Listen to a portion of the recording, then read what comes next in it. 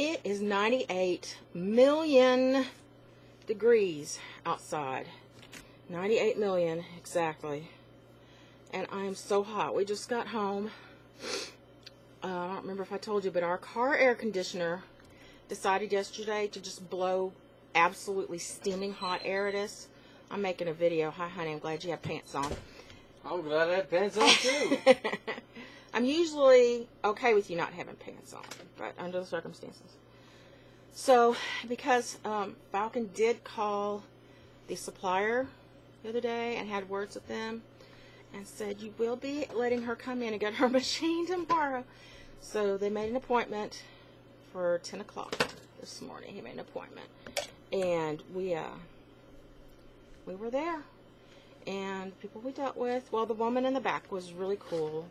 And she took a lot of time with me, teaching me all the stuff about it and how to use it and la-da-da. She seemed relieved.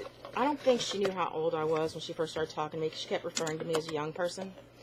And she herself looked to be maybe 30, 35 at the most. And obviously she deals with a lot of older folks. And she pulled out the machine.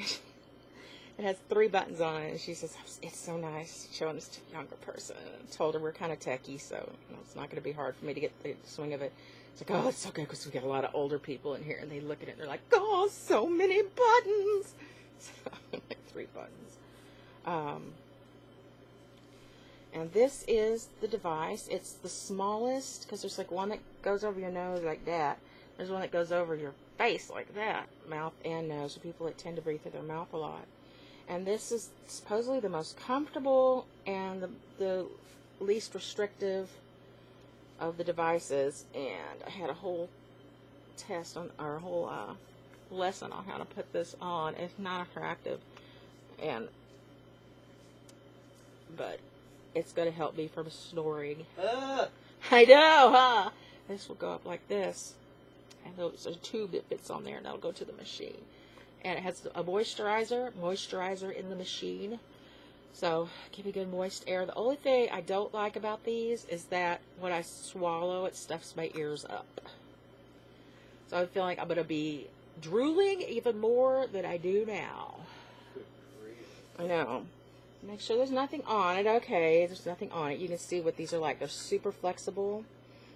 Really comfy. I think the only thing that might be a problem is this part, because it's kind of hard plastic. But I can make something to go over it that'll be all cushy and lovely and nice. So I think I'm going to do well. They're starting me on a really high level of pressure. Obviously I need that. And it's going to take some getting used to. I tend to open my mouth and exhale out my mouth because it's just so much pressure. It's hard to breathe against with my nose.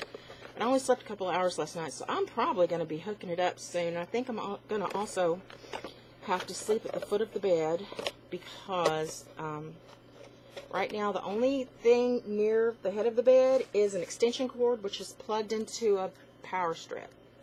And I don't think that's going to be good enough. So, but that's all right. I like sleeping with my head at the foot of the bed anyway because I get all that air conditioning straight onto my hot little face. Had dinner with the family, with my 2 aunts who are in town, about to leave, and my grandfather and my mom and our friend Pam. So that was cool. And we've actually all changed our plans, and we're going to go Friday night to go see the Dempseys and have a little dinner and stuff. So we're all looking forward to that. I just hope my mom can stay conscious late enough. I know it's going to be hard on her, but you know, you gotta get crazy once in a while. We went and had, our car air conditioner decided to blow hot air yesterday, and nothing but hot air. Today, it was blowing coolish air, but I was dying. I do not handle the heat well at all. I've always been kind of hot-natured. I'm sure partly because I'm chubby, and partly because I just am almost carbon copy of my father, and he's also very hot-natured, and neither one of us tolerate the heat well at all. We like to stay refrigerated. And now with also hot flashes and my other health problems, some of my other health problems cause me to be very intolerant of extreme heat and cold. So I couldn't take it. It was making me physically ill. And I started having asthma when we were out, which made things very difficult. And I finally downed enough medicine that was helping. Plus, I drank a cup of coffee, which God knows how old that coffee was. It was at the mechanic shop. We got our air conditioner fixed. $120 or so, but it's working.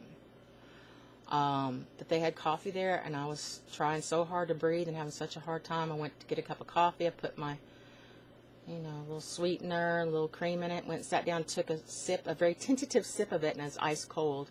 And the second, which is okay because I like cold coffee, but I went to get another cup of it, and there's a bug floating in it. So I don't know how long that coffee been sitting out there. And I still, two doses of asthma medicine plus a cup of coffee, and I was still barely breathing. And so I got Coke at the restaurant, and that helped, I think, better than anything had. So, but now I'm all shaky and weird feeling from the medicine. Tell me if you're getting a deal. A deal at the mechanic shop? Well, we're dumb, and we didn't have cash, and I didn't have my debit card. And so after the car was repaired, left me as collateral, and ran off and left to get cash. And while he was gone, I struck up conversation with the guy, I think, that owns the shop or manages it. Seems like a nice enough guy.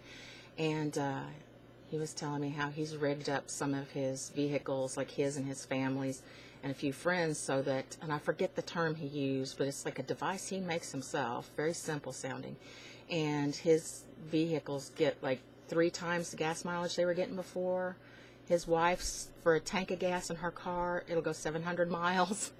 So, and I was asking him how much it would cost and all this stuff. And he doesn't really want to do it for many people because he said that he figures the government will eventually step up and go, oh, no, you can't do that. Because you can't get as much tax off of gasoline if people are finding a way around spending their life savings on gasoline every week. But he said that his wife has said, oh, I'm so glad I married a mechanic. It's great to have somebody that knows how to repair cars. And I said, well, I'm that same way with my guy, except for, his specialty is computers, and it's great for me to have somebody around that knows how to keep my computer running and blah, blah, blah. He says, oh, I wish I knew how to do that. We're clueless. We don't know any of that stuff. And it just sucks to have to take our computer to the repair shop all the time. It's expensive, blah, blah, blah. I said, you ought to ask for his phone number. Maybe you guys could, trade some favors out. And he said, that's a good idea. So when Falcon got back, they exchanged phone numbers, and the guy gave us a VIP card, and we can get 10% off of anything we have done there from now on. So that was pretty neat. What else? Oh, I know I'm skipping around a lot, but the asthma medicine makes me jittery and I'm flying a little bit. It's now something that you have to sign for and get it from the pharmacy. You have to like Sudafed or whatever, because it does have something that kind of makes you hyper. But I wanted my sleep study printed out and given to me so I could see, what the doctor said and what my real levels were and all that. And the woman at the place I went to today said that that my breathing was stopping completely 42 times an hour. And that I think she said the longest that I went without breathing was 30 seconds. That's a long time. Try to hold your breath for 30 seconds. And she showed me a graph that showed my heart. She says my poor heart has just been struggling to try to keep up with all the oxygen deprivation and try to force myself to start breathing again. Blood pressure and heart rate. And she says that I'm headed for a stroke or heart attack with numbers as high as mine are. So it's a real good thing I got this. And she said that I will probably be able to go off of my high blood pressure medication and probably do a whole lot better with my blood sugar numbers too. So she says almost immediately there will be a tremendous drop in my blood pressure because my heart can just be at more of a resting state while I sleep instead of going berserk. She says that people with sleep apnea burn a tremendous amount of calories while they're asleep, just trying to breathe. And then that's one of the reasons why when you wake up, so extremely exhausted because you've been fighting and struggling all night. And when you try to do things that you need to do during the day, it just ain't happening. So I am looking forward to it. I think it's going to be difficult at first to get used to the little nostril pillows, sinus, nasal, whatever they call it, the nose pillow. Little device. It's comfortable, but it's that air blowing into me that I have to breathe against that I think is going to be the problem. It makes me feel a little panicky and like I can't breathe for some reason, but I think it's just a psychological thing that I can get over. There's a button on it too you can push that makes that pressure go way downwards, much easier, and then hopefully you can get to sleep and the pressure raises gradually once you're asleep. I guess you don't. Excuse me. That was lovely. We did just have lunch. Yeah, once the pressure gets back up to a high level, hopefully I'm asleep and I don't really realize it anymore. I'm tempted to plug it up and take a nap with it right now, or just lay there and work at it, try to get used to it. I think that's what I'm going to do. So, blah, blah, blah. Hello to the people, Falcon. Hello from Falcon. So, okay, that's it. I'm going to lie down and cool off and play around with my silly new mask thing. Bye, people. Mwah.